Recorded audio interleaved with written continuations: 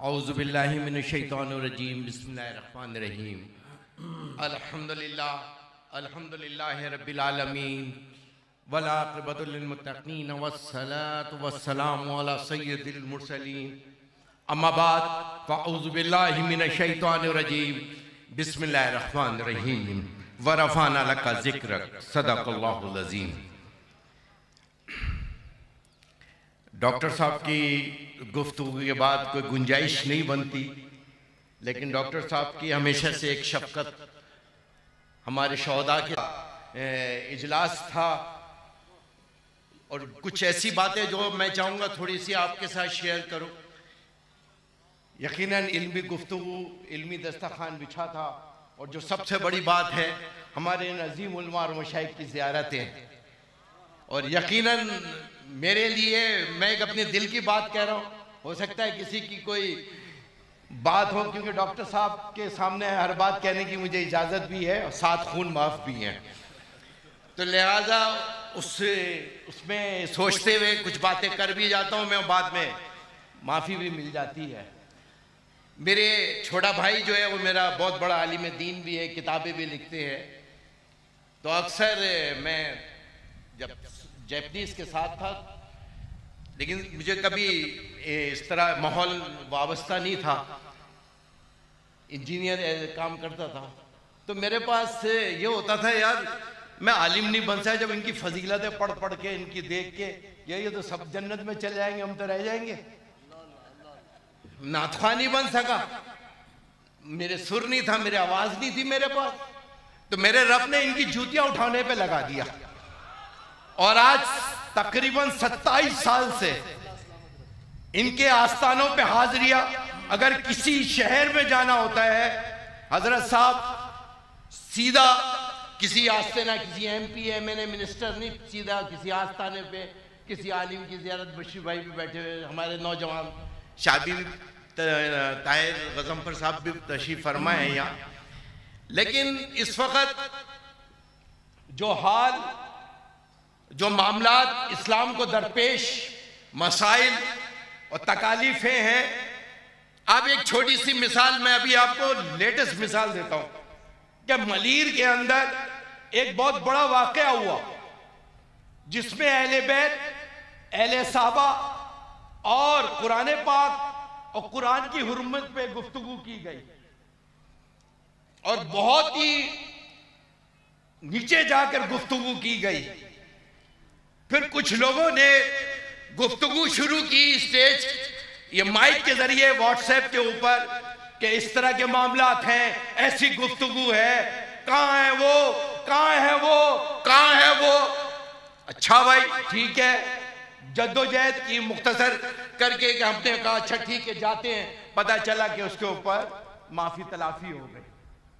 हम गए कि हमसे लोग फतवा मांगते हैं, कोई फतवा देने को तैयार नहीं।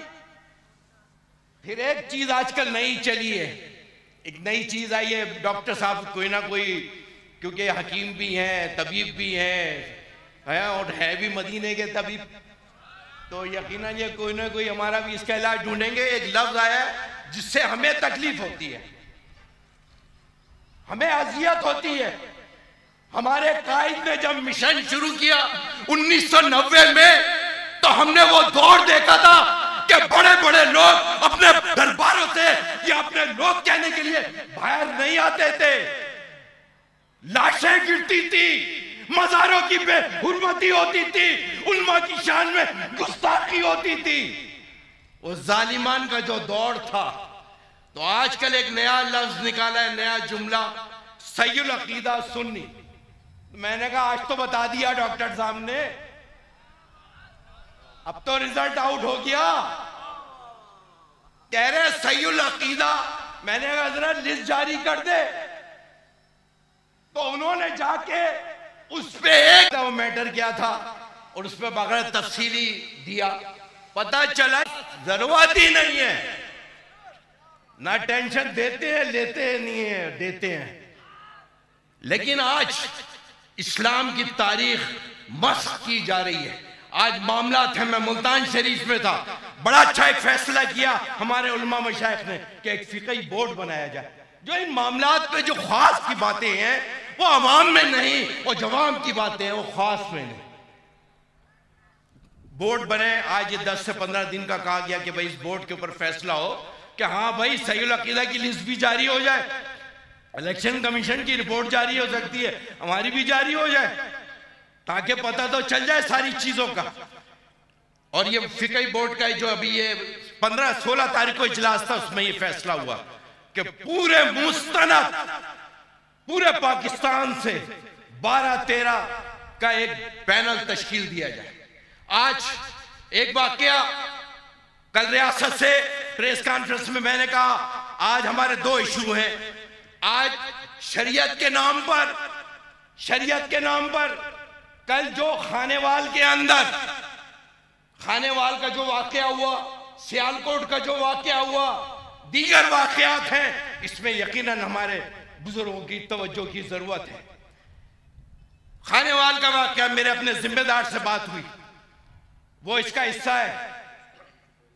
डॉक्टर साहब वो अहले सुन्नत से ताल्लुक है उसका, जिसको हमने गुस्ताख कह के फांसी पे लटका दिया, टुकड़े कर दिए, लाश के टुकड़े किए, उसके हाथ काटे, उसको गर्दन लटकाया।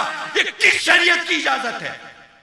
ये आइन, ये मारवे अदालत, ये जो एक माहौल बनाया जा रहा है, ये एक आपको पूरी दुनिया में, आप खुदा की कसम, कल मेरी बात होने के बाद आज ये मैं बात कर रहा हूं, मैं आज बात होने के बाद उसकी बीवी ने 9 एकड़ जमीन थी, उसकी बीवी ने 9 एकड़ जमीन बेची और बेच के वो 9 एकड़ जमीन बेच के उसका इलाज कर रही थी। जो जहनी तवाजुन नहीं था उसका दिमाग का इलाज हो रहा था, उसके दिमाग का। सोचो उसकी बीवी और बच्ची के सामने क्या है, जो तलब्बा का वाकया है। ये हर बंदा अपने हाथ में अदालत सजाने लग गया है। रियासत के होते हुए ये गैर रियासती इक़दाम, ये मारवाई अदालत इक़दाम, खुद मुफ्ती, खुद जल्लाद, खुद फैसले। जब शरीयत मौजूद है, शरीयत के रहनुमा रहबर मौजूद है, ये मामलात को रोकने के लिए यकीनन अब हम इस इस्लामी आइडियोलॉजी की बात करते हैं। आज उसके अंदर हमारे कितने लोग बैठे हुए हैं? हमारे लोग कहाँ हैं?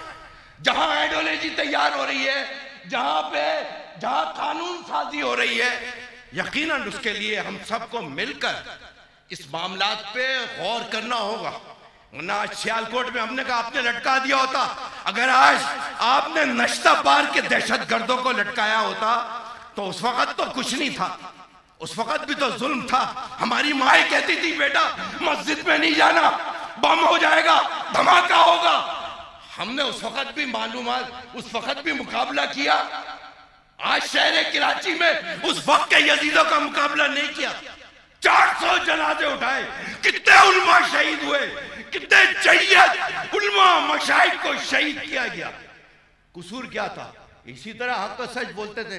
हम तो दुआ करते, हम तो डॉक्टर साहब से कहते डॉक्टर साहब आप नाम लूंगा खाम खा के लिए मसला नहीं हो जाए। वो एक कर्नल है, उनका सॉफ्टवेयर भी अपडेट हो गया, वो निकलेंगे नहीं सिद्दीक अकबर पे। तकरीरें करेंगे लंबी लंबी। वक्त है इस वक्त, ये पाकिस्तान हमारा है, ये हमारे, हम कहते हैं आपको इतना दर्द इसलिए कि हमारे अकाबरीन का बनाया हुआ पाकिस्तान है। अक्सर मेरे कोटली शरीफ से कभी कभी फोन आ जाता है, उनकी दुआ आ जाती है, दुआ फरमाते हैं मुखलिस इखलास। ये रुतबे वाले लोग हैं, ये हम जैसे नौकरों को भी लिफ्ट करा देते हैं। ये है चेहरे देखो, ये चेहरे देखो। बातें हैं ना, हम लोग लड़ाई के लिए हम हैं ना डॉक्टर साहब। किसने हमें खत्म करने की कोशिश की, किसी का बाप भी कुछ भी नहीं कर सका। मेरे कायद का जनाजा उड़ गया, एक घर से 3 जनाजे, नक्शा पार्क में 63 जनाजे, लाशें लाशें लाशें। एक दिन भी मान से आज भी यही कफन पहना हुआ है। क्या था ये उलमा और मशाइख की वो थी मोहब्बत शफकत। और इंशाअल्लाह ताला अल्लाह ताला आसानियां फरमाएगा। मैं आज से 2 घंटे पहले पहुंच जाता, मोबाइल वाला रास्ता भूल गया था बेचारा, तो हम उसके पीछे आगे पीछे घूमते रहे, वरना बहुत कुछ मिलता। इस वक्त जो हालात और मामलात हैं, क्योंकि नमाज का टाइम भी करीब है, आप लोगों ने से दरख्वास्त है कि इंशाअल्लाह ताला आज अब डॉक्टर साहब का तब हमें ना इसे हजम भी करना चाहिए। डॉक्टर साहब इस वक्त अहले सुन्नत का असासा है। कायदे मिल्लत इस्लामिया के बाद अगर इल्मी मतलब आदमी सुने 6 घंटे भी बैठा रहे, मैं तो समझता हूँ अल्लाह ताला और जज्बा ऐसा हमें भी दे, अल्लाह ताला हम पर करम फरमाए कि बतला दो गुस्ताखे नबी को गैरत मुस्लिम जिंदा है, दीन पे मर मिटने का जज्बा कल भी था और आज भी है।